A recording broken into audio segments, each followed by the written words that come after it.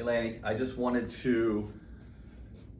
a video helps me explain a lot better than over the phone on kind of my goals for that shoulder here for the next couple months. Traditionally, when you work out, I assume, like most people, like I have for the majority of my life, you're working biceps, triceps, chest, back. I want you to kind of get away from that terminology when you're thinking about which exercise to do. When it comes to a shoulder, we care a lot more about planes, all right? And now you need to prep this shoulder for what's next. I don't care what the muscles are doing. Hell, half of them are not really doing their job anyway right now, not even attached. So we need to worry about shoulder mechanics and what it's capable of and build from there. So I want you to worry about 6 movements. There's 6 things that the shoulder can do. We got flexion and extension. We got abduction and adduction. And then we got rotation out, external rotation, and then we got internal rotation. All right, there's probably 3 of those that you're already pretty good at, even with the injury. Typically, extension is pretty easy. Hell, you can test that just by pushing on your thigh. Push, push down. That's all lats. A little bit of tricep. That's usually pretty good. Adduction's pretty good. Push on your thigh this way. Probably feels okay in that shoulder. That's okay to add some load to. And then internal rotation usually feels pretty good. Push into your belly.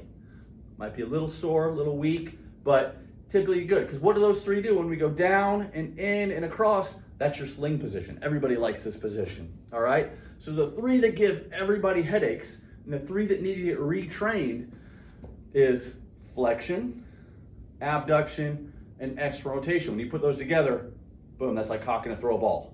All right, so that getting back to throwing a ball position is the hardest thing in the world when you have a weak rotator cuff, and more importantly, when you don't really have a rotator cuff to speak of at the moment. So if it were me, I would work just on those 3 motions until you get them licked, until you feel like you got good mechanics on those. Then from there, you can add load. So here's how I would do it.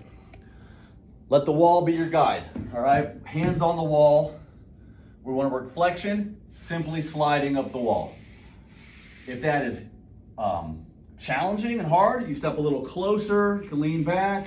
That makes life a little bit easier. You step away from it, that's a little harder because now there's more weight on the arm.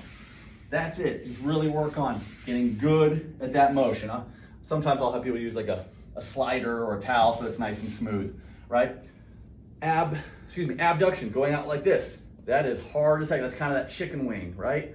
Hard as heck to do right now, going out like this.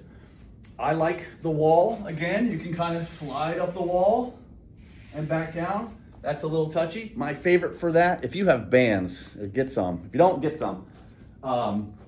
My favorite for working on abduction, is we know you can pull in and then let this take you out. Pull in, let that take you out.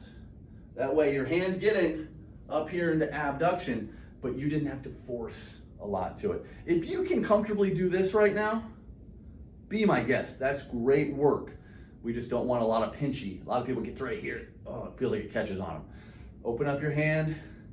See if you can do that comfortably. If so, wonderful news. Just do reps and reps and reps. Eventually, add 1 pound. Reps and reps and reps. 2 pounds. This is going to be slow. These are the light pink weights. These are not going to be the big weights.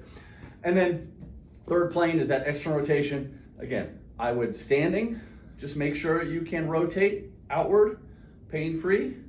And then if that gets to be pretty easy, you want to just simply add load, add gravity, laying on your side, rotating up.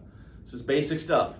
But if you don't have those 6 movements comfortably and with good range of motion, it's not worth working bis and tris and chest right now. All right, we did talk about doing elevated push-ups for chest, that's fine. Rowing's cool. Bis and tris, as long as you stay close, are great.